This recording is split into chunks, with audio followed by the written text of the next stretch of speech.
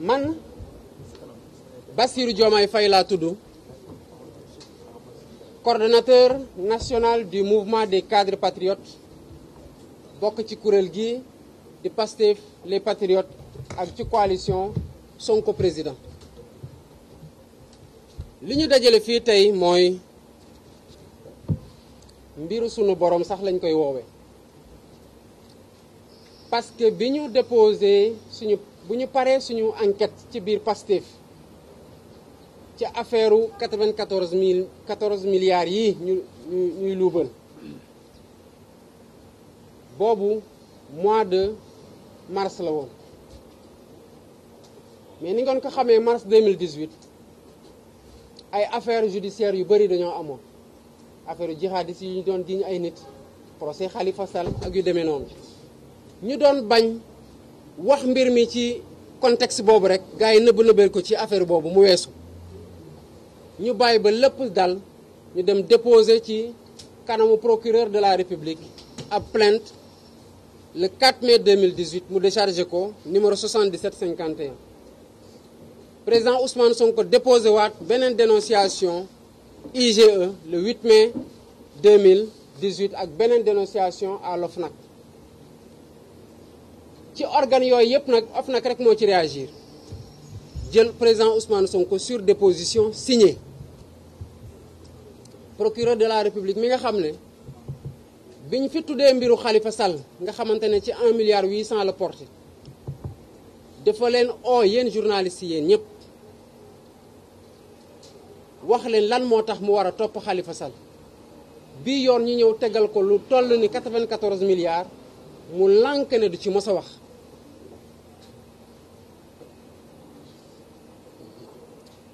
ñi nga xamante ne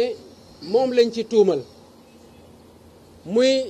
Tahirou Sarr ñu koy woowee Seydou Sarr ñu koy woowee Tahirou Sarr, wala Mamour Diallo mi directeur des domaines, ba léegi dégg nañ fa ay plainte yoo xamante ne Ousmane Sonko teggagu ci bët. procureur de la République mi nga xamante ne moo téye plainte bi teg ci concam ba léegi instruire mbir mi. li xew mooy lan, dañoo fekk ab njaboot bu nekk Rufisque bu tudd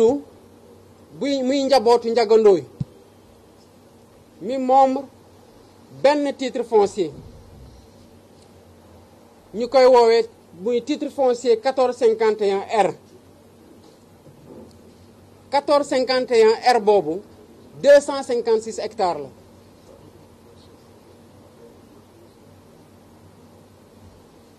« 1978 ba léegi famille njagandooy mu ngi daw ci foqar ci bu ñu foqar ci suufam soosu ndax mënu ci am, ndax suuf si dañ ko jël jox ko SNHLM. ay décret ñoo ko jox, ay décret 97 ak décret 2006. ci atum 2012 yoon jox dëgg famille njagandooy boobu ne ko suuf si yow yaa ko moom. famille njagandooy boobu di xaar indemnisation. ñu dem jëli fële benn samba boy ne ko kaay ñu jox ñu ne yow yaa moom suuf si, donte yow mosoo moom suuf si, kaay ñun dinañ bind ne yow yaa moom suuf si. jox ko lu ñuy wax acte d'acquiescement. lii c'est du faux, parce que boo demee ne kenn ko moomul suuf kaay ma wax yow yaa moom suuf si, mais puisque suuf si jël naa ko man nguur, yow kaay ma jox la xaalis, yow yaa ngi bëgg a jox génnee xaalis joxoo ko ñi ko yellool, ndax ñoo moom àq ci suuf soosu, mais yaa ngi koy jox keneen koo xamante ne boo toppee kayit yëpp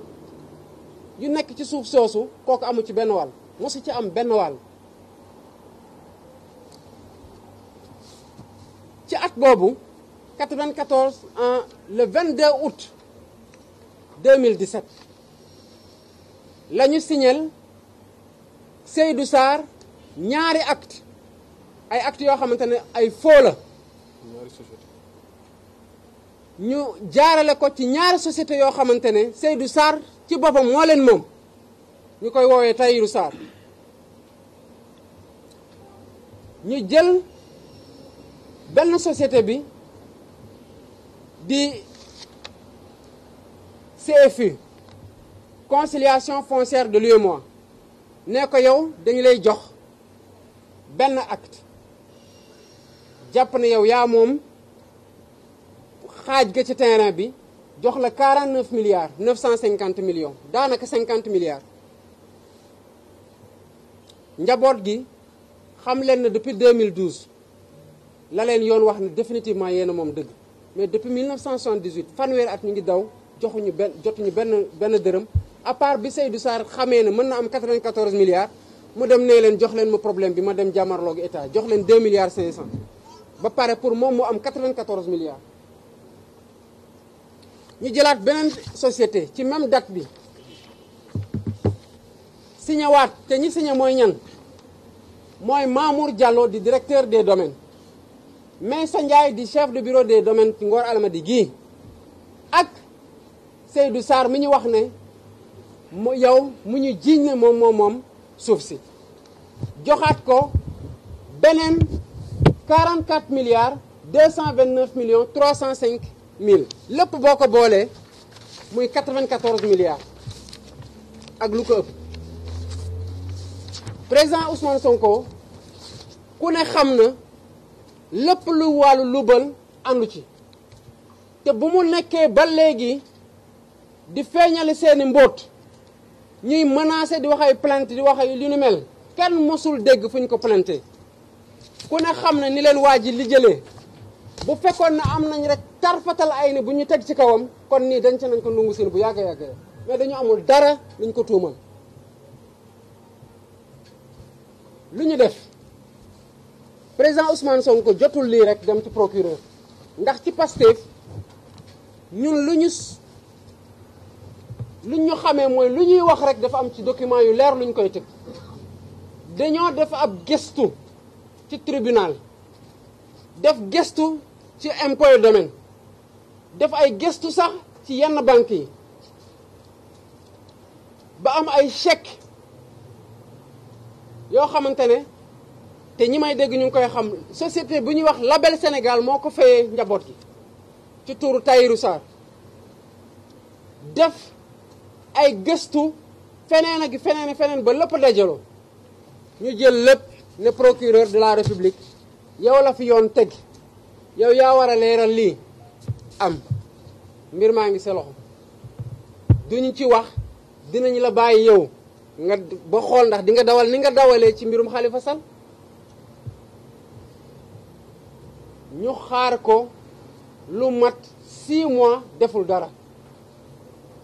lu dul OFNAC mi convoqué Ousmane Sonko déglu ko ci déposition signée amul beneen organe boo xamante ne ci IG wala ci OFNAC dégg nañ ci mu yëngatu ñu ngi interpellé waat procureur de la République na wax sénégalais yi lu tax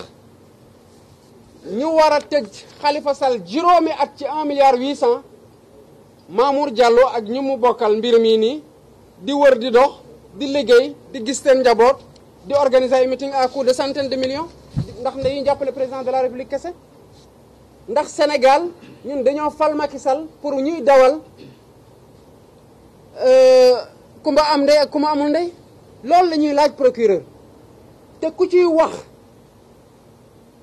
loolu moo war a doon loo xamante loolu nga addu parce que foofu la lépp nar a leeree ndax foofu la mbaxanu doonee benn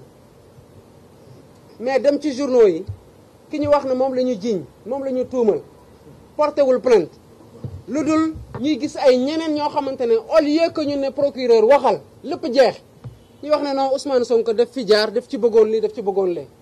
te lépp tegu ci ay sos kese ak ci tuuma yoo xamante ne amul benn firnde boo xamante ne li ñu ci wax yëpp dëgg la bi ci gën a tuuti mooy bu ñu waxee ne Ousmane Sonko bi mu doon liggéey boobu la sosoon société mënul nekk parce que boo xoolee acte notarié ci ñaari société yi ñuy wax société Atlas bi nga xamante ne moom la moom ndax nag boo dàqee nit ci administration ndax dañ ko bëgg a toroxal waaye yàlla def na ci jaar-jaaram am na xam-xam ju mu mën a liggéeyalee boppam pour tëdd ak moom njabootam xanaa di nga ko nangul mu créer société mën a liggéey loolu c'est le minimum